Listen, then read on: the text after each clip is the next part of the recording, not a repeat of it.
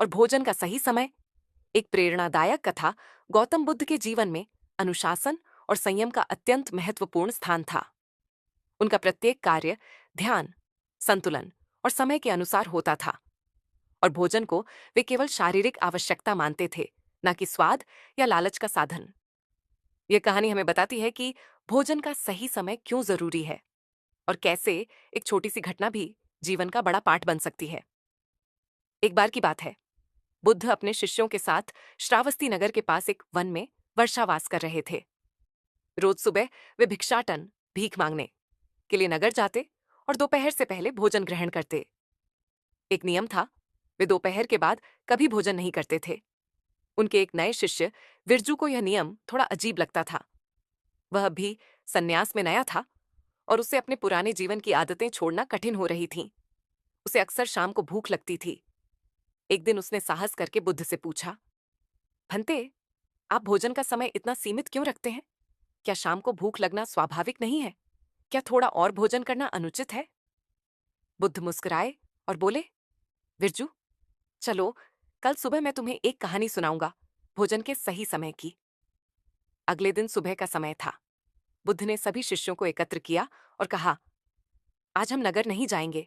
विरजू, तुम सभी के लिए भोजन लेकर आओ, लेकिन ध्यान रखना, किसी भी गृहस्थ से भोजन मांगते समय यह मत बताना कि यह किसके लिए है। विरजू ने ऐसा ही किया।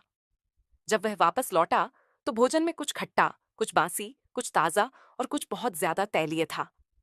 बुद्ध ने शिष्यों को वहीं भोजन परोसने को कहा। जैसे ही सबने भोजन का पहला कौर मुंह में रखा, कई शिष्यों ने चौंक कर मुंह मोड़ लिया। यह तो सड़ा हुआ है, एक शिष्य बोला। बुद्ध ने शांत स्वर में कहा, यही भोजन तुम सबके लिए आया है, बिना विचार, बिना समय के। फिर उन्होंने विरजू की ओर देखा और कहा, विरजू, जब हम भोजन को समय पर ग्रहण करते हैं, तब शरीर उसे ठीक से पचाता है, मन भी शांत रहता है और लोभ की प्रवृत्ति नहीं बढ़ती। यदि हम भोजन के लालच में समय का ध्यान न रखें, तो हम शरीर को विकार और मन को भ्रम में डालते हैं। फिर बुद्ध ने एक दृष्टांत सुनाया।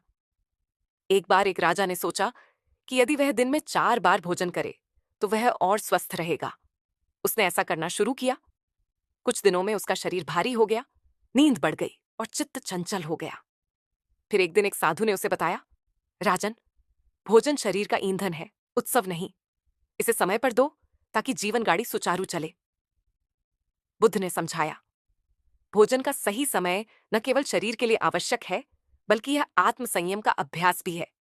जब हम समय के अनुसार खाते हैं तो हम अपने इंद्रियों पर नियंत्रण सीखते हैं। यही बोधिसत्व का मार्ग है। विरजू ने नतमस्तक होकर कहा, भंते, आज मैंने भोजन का अर्थ समझा। ये केवल पेट भरना नहीं, बल्कि मन और आत्मा को अनुशासन देना है। उस दिन के बाद विरजू ने कभी भोजन को लेकर प्रश्न नहीं किया। उसने न केवल समय का पालन किया, बल्कि अन्य शिष्यों को भी भोजन के महत्व और अनुशासन के बारे में सिखाया।